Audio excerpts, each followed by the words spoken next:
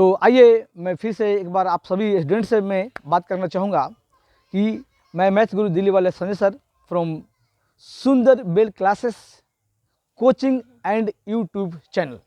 तो मैं इस टॉपिक को आज लेकर आया हूँ कि अभी जानते हैं कि दिवाली की त्यौहार हुआ है। दिवाली को पर्व अभी हिंदुओं का बहुत बड़ा पर्व, एक अच्छा पर्व दिवाली हुआ है। इसके बाद अभी छठ पर्व है, छठ पर्व मनाया जाएगा। अभी छठ के पर्व के बारे में मैंने अभी इसके पहले मैंने वीडियो दी है, उस वीडियो को आप लोग देखिएगा।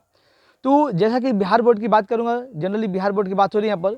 बिहार बोर्ड का अब जैसा कि जानते होंगे कि 11 तारीख है, 11 नवंबर जस्ट यानी छठ के जस्ट बाद है ना, जो कि 7 को पहली अर्ध है, 8 तारीख को दूसरी अर्ध है, 9 सैटरडे और 10 संडे, और मंडे से यानी क्लास शुरू होगी। कोचिंग भी खुल रही है मंडे को, बहुत स्कूल भी खुल रही है। सरकारी स्कूल तो खुली है, सरकारी स्कूल तो गवर्नमेंट स्कूल जो भी है 1-2 दिन ही बंद होगा फिर छठ में, है ना, और बंद हो गया। और अभी यानी प्राइवेट स्कूल जो है वो 11 तारीख खुलेगी, है ना, जितना पब्लिक स्कूल है बिहार में, करीबन बिहार में।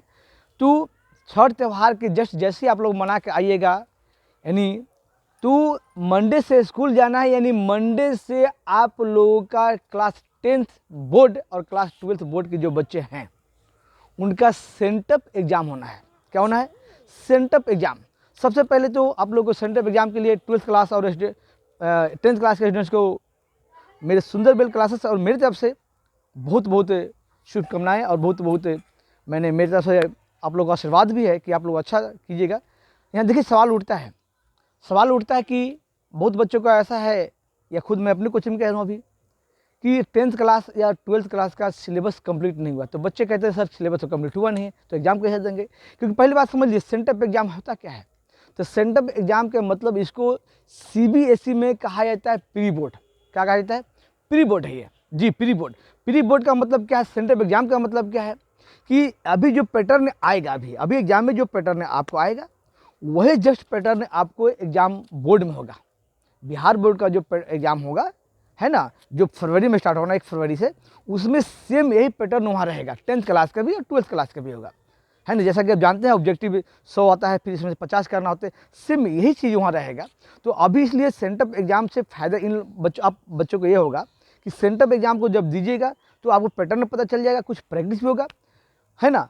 अब बात उठती है कि सर सिलेबस पूरा नहीं हुआ है। तो सिलेबस पूरा नहीं हुआ है या किसी का पूरा, मुझे पता है कि इस टाइम में भी सिलेबस कैसे पूरा हो गया है। किसी ने अगर सिलेबस पूरा किए भी हैं तो उन्होंने जेट विमान चलाई है, और जेट विमान चला के आपका सिलेबस पूरा कर दिया, फिर कहते हैं क्रैश कोर्स चलाते हैं। तो क्या उनको जेट विमान चलाने से उनको आ गया? बच्चों को अरे दिखाने के लिए ख़त्म कर दिए सारे चैप्टर, 16 चैप्टर मैथमेटिक्स में ख़त्म कर दिए। तो क्या उन बच्चों को आगे करने नहीं आया? उन बच्चों को नहीं करने। मुझे पता है कि बच्चों को वो कोई भी क्वेश्चन मैक्सिमम 100 में से 99 बच्चा, मैं दावा करता हूँ 100 में से 99 बच्चों को एनसीईआरटी बुक भी ले लीजिए और क्वेश्चन को पूछेगा, किसी क्वेश्चन को कुछ सवाल को दीजिएगा, उनसे नहीं होगा। एकदम गारंटी के साथ देता हूँ। 100 में 1 बच्चे होंगे जो एक्स्ट्रा टैलेंट होते हैं, है ना, वो कर लेते हैं, उनसे नहीं होता है। क्योंकि जेट विमान चलाने से न उनको प्रैक्टिस होती है, न उनको कंसेप्ट आती है और न समझ आती है। अब बहुत कोचिंग वाले भी तो जय श्री राम हैं, कोचिंग वाले टीचर्स भी, तो उनको नहीं आती है। तो सिलेबस पूरा नहीं हुआ है, घबराना नहीं है।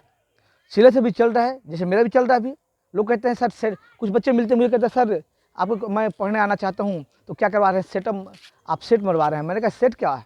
कॉम्पिटेटिव एग्जाम के देने वाले हो हैं? अरे कॉम्पिटेटिव एग्जाम्स के लिए भी सारी टॉपिक का आपको पहले कंसेप्ट करना होगा, इसके बाद सेट मारोगे तो फ़ायदा होगा।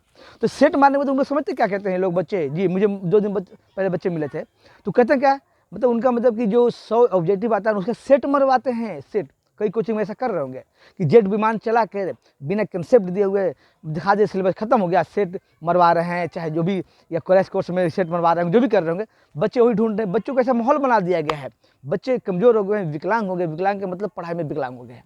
छापो रटो, पीडीएफ लो, है ना, पीडीएफ ले लेके कंप्यूटर में, मोबाइल में, लैपटॉप में जो भी रखते हैं बच्चे, या जहाँ कुछ करेंगे तो उसको फोटो को भी निकाल कर रख लेंगे फाइल में। जहाँ प्रैक्टिस नहीं हो रहा है उनका, क्योंकि लिखने से बच्चे बच रहे हैं। तो जितने कम लिखोगे उतने कम प्रैक्टिस होगा और उसका बैड इफेक्ट आपको एग्जाम में दिखेगा, एग्जाम हॉल में दिखेगा। तो पहली बात ये होगा। दूसरी बात मैं कह रहा हूँ, सिलेबस पूरा नहीं हुआ है, सिलेबस चल रहा है अभी। बढ़िया से कंसेप्ट, विद कंसेप्ट अभी सिलेबस कीजिए, खाली सेट मारने से नहीं होगा। विद कंसेप्ट उसका जब जड़ नहीं जानोगे, आप फुनगे पर चढ़ के क्या फुनगे हिलाओगे तो आम फलेगा, उसमें नहीं फलेगा। जड़ मजबूत रहेगा तभी आम फलेगा, है ना, आम। तो जड़ मजबूत कीजिए, यानी अच्छा कंसेप्ट जानिए उसमें। तो इसलिए मैं कहना चाहूँगा अभी जैसे पढ़ रहे कंसेप्ट के साथ पढ़ते रहिए, सिर्फ सेट मारने के चक्कर में मत रहिए। हर चैप्टर का, हर टॉपिक का कंसेप्ट अच्छी तरह से आना चाहिए आपको और प्रैक्टिस भी करना होना चाहिए। तो मैंने कहा कि देखिए, प्रैक्टिस नहीं है कोई दिक्कत नहीं है आपको। अब कोई पूछता है सर क्या सेंटर एग्जाम देना जरूरी है, मैंने कहा यार जरूरी है कि नहीं, लेकिन इस बार जरूरी है। इस बार के पाठक जी ऐसा बना के पाठक चले गए, के पाठक जी है ना, अपर सचिव जो थे हमारे है ना, तो वो चले गए, लेकिन अभी जरूरी है इस बार, क्योंकि सेंटर एग्जाम देना चाहिए आपको भी, अपने बेनिफिट के लिए भी देना चाहिए, और इस बार जरूरी भी है क्योंकि एग्जाम दीजिएगा तो उसे पता चलेगा पैटर्न, कुछ प्रैक्टिस होगा।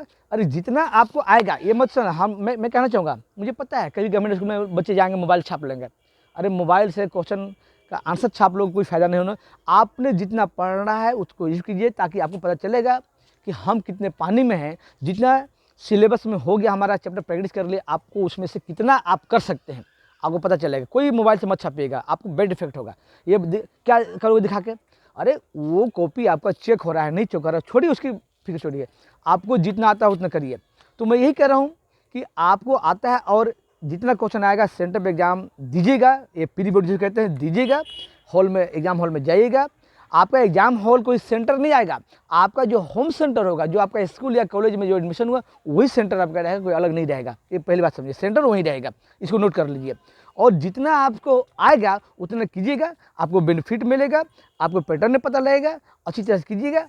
फिर उस क्वेश्चन को आगे घर पर अपने कोचिंग में चाहे घर पर प्रैक्टिस कीजिएगा, है ना, टीचर से आप बैठ के डिस्कस कीजिएगा, प्रैक्टिस करना जरूरी है। उस क्वेश्चन को करना, हर एक क्वेश्चन आना चाहिए, उसको फेंके मत, क्वेश्चन करके। हमने इस पर एक वीडियो दे रखा है कि एग्जाम के बाद या कोई एग्जाम हो, कोई भी एग्जाम के बाद क्वेश्चन पेपर का क्या करें, हमने इसका वीडियो दे रखा है, उसका पूरा देखिएगा वीडियो।